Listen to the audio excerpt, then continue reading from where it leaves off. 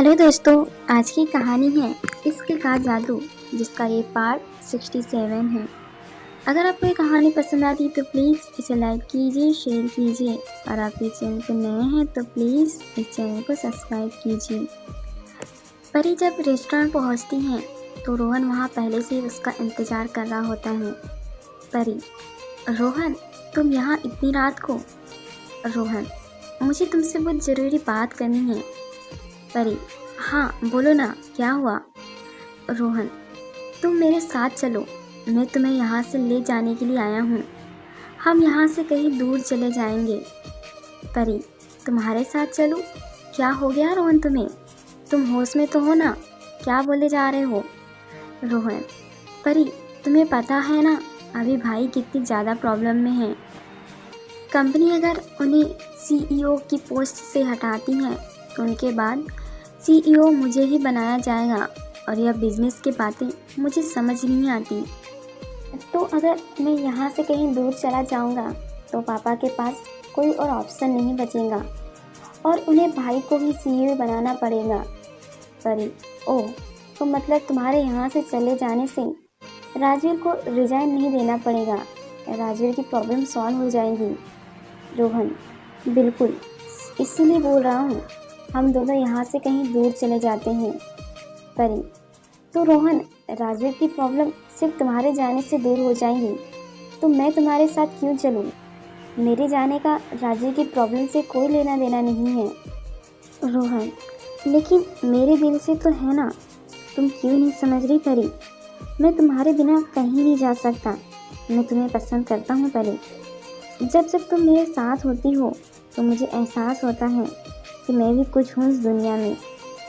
परी रोहन की बात सुनकर उसके पास आती है और उसका हाथ अपने हाथों में लेकर उसकी तरफ देखती हुई उसे समझाती है। रोहन, मैंने तुम्हें यह पहले भी समझाया है और अब भी समझा रही हूँ। मेरे इस शहर में आने के बाद तुम वह पहले इंसान हो जिसने हमेशा मुसीबत में मेरी मदद करी है। तुमने हमेशा मेरा साथ दिया है, चाहे पूरी दुनिया ने मुझे गलत माना हो, लेकिन तुमने हमेशा मुझे सही समझा है। तुम हमेशा मेरे दिल के करीब रहोगे रोहन, लेकिन सिर्फ एक दोस्त की तरह, इतने अच्छे दोस्त की तरह जिसके लिए मैं अपनी जान भी दे सकती हूँ। लेकिन रोहन, राजवीर मेरे लिए मेरा प्यार है, मेरे दिल की धड़कन है। मैंने अपनी ज़िंदगी में सिर्फ राजवीर से प्यार किया है, वह मरते दम तक उसी से करती रहूँगी। चाहे वह मेरे साथ रहे या ना रहे, मेरे दिल में उसकी जगह कोई नहीं ले सकता। और हाँ, मुझे पता है मैं यहाँ हमेशा के लिए रहने वाली नहीं हूँ, इसलिए मैं जितना हो सके राजवीर से दूर रहने की कोशिश करती हूँ, लेकिन अपने दिल से उसके लिए प्यार कभी कम नहीं कर सकती। प्लीज़ रोहन, अच्छे से समझो और सोचो, तुम मुझसे प्यार नहीं करते, यह सिर्फ एक अट्रैक्शन है। तुम्हारी लाइफ में मुझसे भी अच्छी लड़की आएंगी जो तुमसे प्यार करेंगी। रात बहुत हो गई है, तुम्हें अपने घर जाना चाहिए। रोहन को ये सारी बातें समझाकर परी अंदर चले जाती हैं। अगली सुबह परी तैयार होकर राजवीर के घर जाने के लिए निकलती है और बाहर राजवीर गाड़ी में बैठकर परी का ही इंतजार कर रहा होता है। परी राजवीर को वहाँ देखकर, तुम यहाँ? राजवीर: मैं तुम्हें लेने आया हूँ।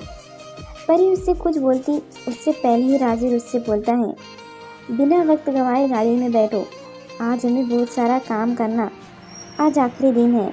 और परी राजवीर के साथ गाड़ी में बैठकर वहाँ से चली जाती है। निशान अपनी गाड़ी में बैठकर राजवीर परी को वहाँ से जाती हुई देख रहा होता है। यह राजवीर एक सेकंड के लिए भी इस परी को कहीं अकेला नहीं छोड़ता। मेरा सारा प्लान बिगाड़ दिया इसने। निशान गुस्से में वहाँ से गाड़ी लेकर चला जाता है। राजवीर परी को लेकर घर आता है। एलन हाल में सोफे पर बैठकर परफ्यूम के सैंपल पर काम कर रहा होता है। एलन और परी एक दूसरे को देखकर आपस में गुड मॉर्निंग विश करते हैं। राजवीर: परी, कल रात मैंने और अंकल ने इस बात पर बहुत डिस्कस किया कि हमें किस तरह का परफ्यूम बनाना चाहिए। परी: वही जिसकी खुशबू सबको अच्छी लगे।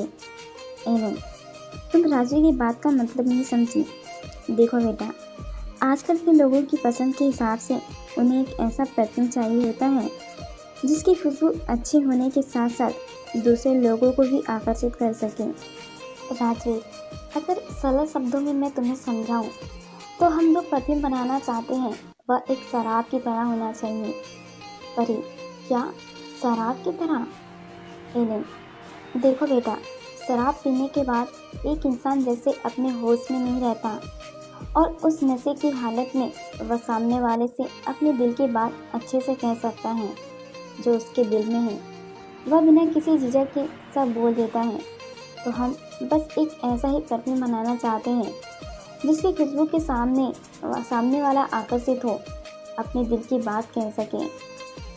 परी, अरे वाह, यह तो बहुत ही ज़्यादा अच्छा आइडिया है, लेकिन ऐसा परफ्यूम बना पाना मुमकिन है? एलन, तुमने शायद मुझे अभी ढंग से समझा नहीं बेटा। मैंने अपनी ज़िंदगी के इतने साल इन सब के बीच ही गुजार दी है, तुम चिंता मत करो। अच्छा, तुम लोग थोड़ी देर के लिए मुझे अकेला छोड़ दो, मुझे अभी सब चीज़ें सोचने के लिए थोड़ा एकांत चाहिए। राजवीर, जी अंकल। राजवीर परी को लेकर अपने कमरे में आ जाता है। वहाँ पर वे दोनों बैठकर बातें कर रहे होते हैं। तभी राजवीर के पास सुमित का फ़ोन आता है। सुमित से फ़ोन पर बात करते हुए राजवीर इशारे से परी को सामने टेबल पर रखा हुआ अपना पर्स लाने के लिए बोलता है। राजवीर, परी, इसमें से मिस्टर शर्मा की कंपनी वाला कार्ड निकाल कर देना। परी राजवीर को कार्ड निकाल कर देती है। राजवीर परी के हाथों से कार्ड लेकर सुमित को फ़ोन नंबर और एड्रेस बताने लगता है और परी पर्स को वापस पर ले जाकर टेबल पर रख देती है। पर्स रखते टाइम अचानक परी की नज़र उसमें लगी हुई एक फ़ोटो पर जाती है जिसे देखकर वह चौंक जाती है। राजवीर सुमित से बात करके फ़ोन रखता है और परी को आवाज़ लगाता है। परी, नीचे चलो, अंकल बुला रहे हैं। परी राजवीर की बात का कोई जवाब नहीं देती क्योंकि उसका पूरा ध्यान उस फोटो को देखने में ही होता है। राजवीर परी को इस तरह खड़ा देख उसके पास जाता है। राजवीर, क्या हुआ परी, क्या देख रही हो? परी पर्स में से वह फ़ोटो निकालकर राजवीर को दिखाती है और उसे पूछती है, राजवीर, यह औरत कौन है? फोटो देखकर राजवीर के चेहरे पर एक बड़ी सी स्माइल और आंखों में आंसू आ जाते हैं। यह मेरी ज़िंदगी है परी, यह मेरा पहला प्यार है, यह मेरी माँ है परी, आराधना सिंह शेखावत, जो अब मेरे साथ नहीं है। माँ की सिर्फ यह आखिरी फ़ोटो है मेरे पास, उनकी आखिरी निशानी। राजवीर देखता है कि परी अभी भी हैरानी से उस फोटो को ही देख रही होती है। क्या हुआ परी, ऐसे क्या देख रही हो? बहुत सुंदर है ना? परी, हाँ हाँ हाँ हाँ, बहुत सुंदर है। परी अभी भी सोच में डूबी हुई थी।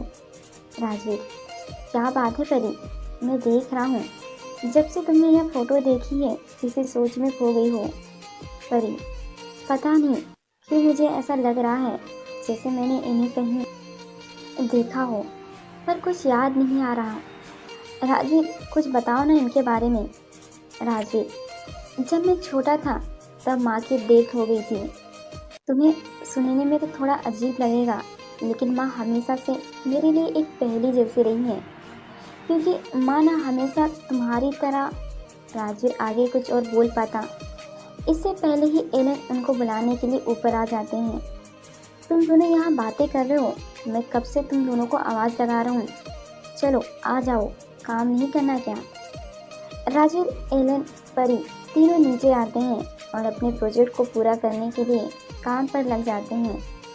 रात भर तीनों बहुत मेहनत करते हैं। उन तीनों को काम करते करते सुबह हो जाती है। उन्होंने मिलकर एक छोटा सा सैंपल तैयार कर लिया होता है और राजवीर ने सारे डॉक्यूमेंट रिलेटेड काम पूरे कर लिए होते हैं।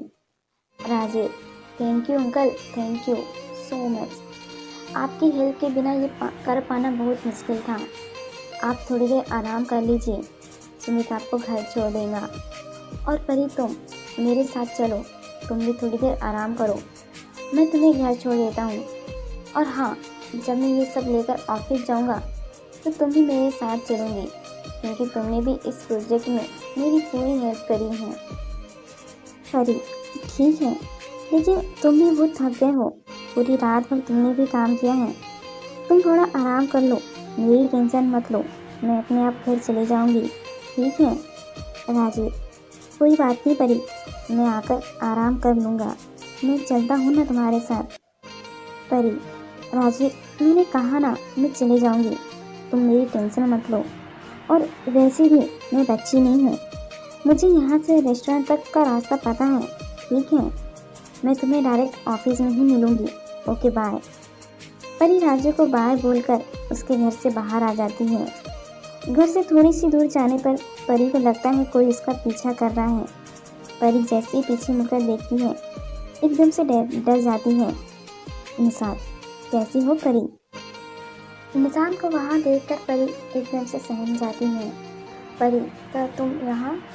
निशान, कब से तलाश रहा था इस मौके को, लेकिन साला कोई तुम्हें अकेला छोड़ने को ही तैयार नहीं है। जिसको देखो बस परी परी परी कहते रहता है। पूरी रात यहाँ इंतजार करता रहा सिर्फ इस पल का, और तुम मुझे अकेले मिल ही गई।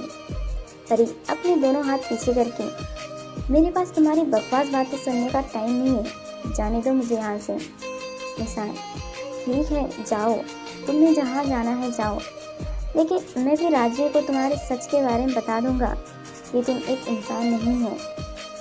परी यह सुनते घबरा कर वहाँ से जाने लगती है। कहा क्या क्या बकवास करे जा रहे हो तुम, मुझे कुछ नहीं समझ आ रहा।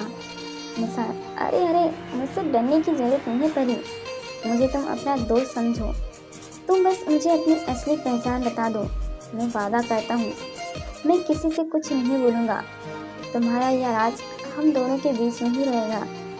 परी, तुम्हें क्या मतलब है इन सब से, दूर रहो मुझसे। निशांत धीरे धीरे परी के और करीब आता है। तुम्हें क्या लगता है मुझे इन सब से मतलब नहीं होना चाहिए? परी चुटकी बजाकर वहाँ से भागने वाली होती है। निशांत उसके हाथ से निकलने वाली रोशनी को देख लेता है और एकदम से बोलता है, राजेश सर आप यहाँ?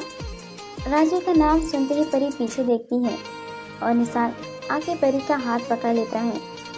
परी निशांत पर चिल्लाती है, क्या कर रहे हो, छोड़ो मेरा हाथ। निशांत परी का हाथ पकड़कर चारों तरफ से देखने लगता है।